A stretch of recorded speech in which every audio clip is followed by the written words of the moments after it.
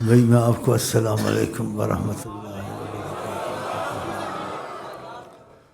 تو اللہ کی نعمت کا شکر کرنا ان کی قسمت ہے،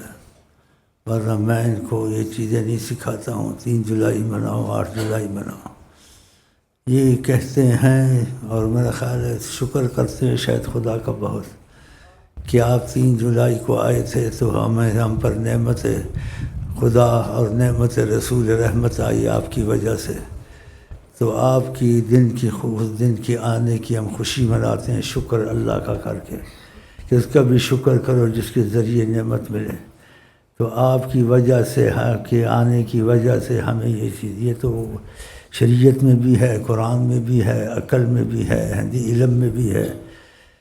کہ اللہ تعالیٰ نے بھی ایسے کہا ہے کہ اے بندہ میرا شکر گزار تو نہیں ہوگا جب تک کہ اس کا شکر گزار نہیں ہوگا، یا اللہ نے کہا، آقا جی کہتے ہیں جس کے ذریعے تجھے میں رحمت یا نعمت بھیجوں، اس بات کا پھر خیال کرنا پڑتا ہے۔ تو انہوں نے اپنا جیسے واجب یا حق ادا کیا، تو یہ 3 جولائی مناتے ہیں، تو آپ بھی ساتھ مناتے رہنا۔ ہاں، تو میں اگر نہ بھی بیٹھا چلا گیا تو سمجھو کہ دل تو تمہارے ساتھ ہے، اور تو تمہارا دل ہمارے ساتھ ہے، اور ہمارے تمہارے درمیان میں رشتہ ہے جو خون کے رشتوں سے بڑھ کر ہے، وہ خدا کی محبت اور آقا کی محبت، تو ہمارا تمہارا رشتہ بڑا زبردست ہے،